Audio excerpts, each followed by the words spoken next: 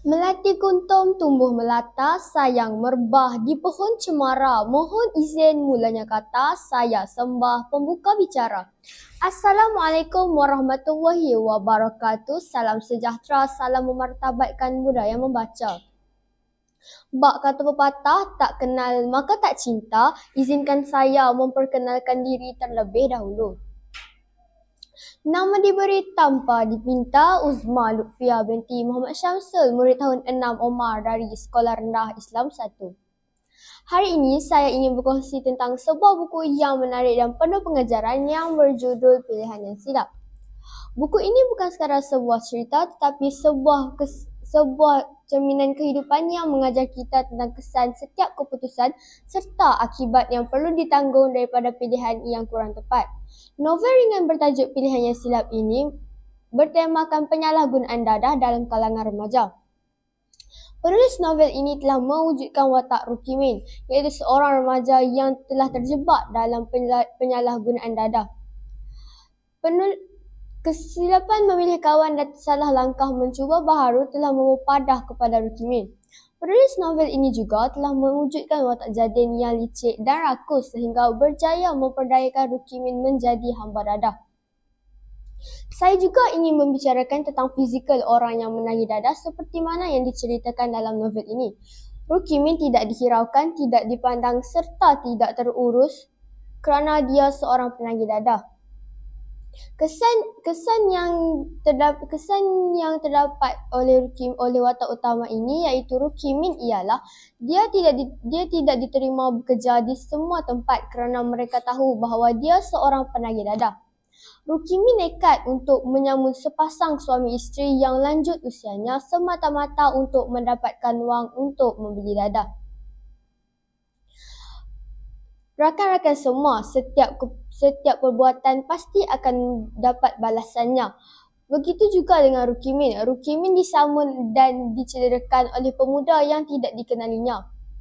Itu kerana dia dibayangi rasa ketakutan kerana perbuatan yang dilakukannya.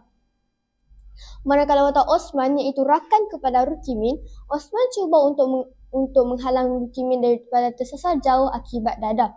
Osman cuba untuk membantu rakannya untuk kembali ke pangkal jalan. Keengganan Rukimin untuk kembali ke pangkal jalan menghalang Osman untuk membantunya.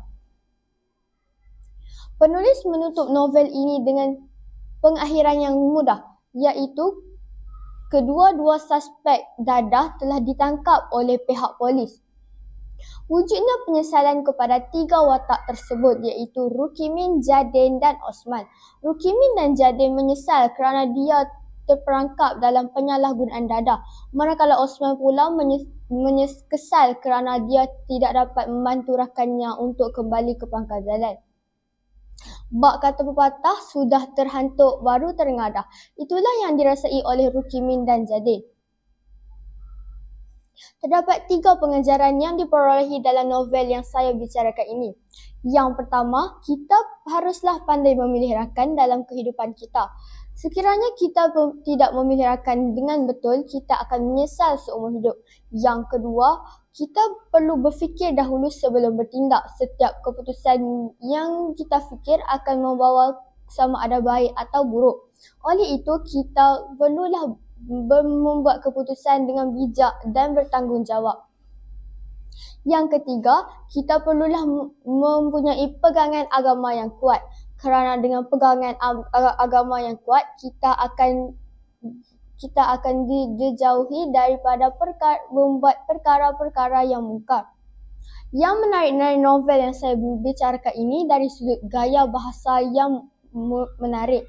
Santai tetapi membuatkan cerita ini sangat menarik untuk dibaca oleh para peringkat pembaca.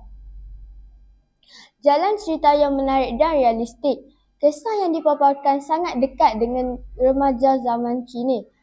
Ia mudah untuk dihayati. Watak yang berkembang. Jalan watak dari seorang yang mudah terpengaruh kepada seorang yang insaf. Ia memberi inspirasi kepada pembaca. Nilai moral yang kuat dalam novel ini, dia memberi mesej yang kuat untuk kita membuat pilihan dengan betul. Secara keseluruhannya, pilihan yang silap adalah buku yang sangat baik untuk dibaca, terutama dalam kalangan remaja. Novel ini sangat baik untuk dibaca untuk semua. Novel ini bukan sekadar sebuah cerita tetapi sebuah cerminan kehidupan untuk semua. Suka saya untuk mempromosikan buku ini kerana ilustrasinya yang menarik, kertas yang berkualiti serta mudah didapati di mana-mana perpustakaan. Antaranya ialah perpustakaan sekolah dan perpustakaan awam. Itu sahaja bicara buku daripada saya. Semoga buku ini dapat memberi manfaat kepada semua.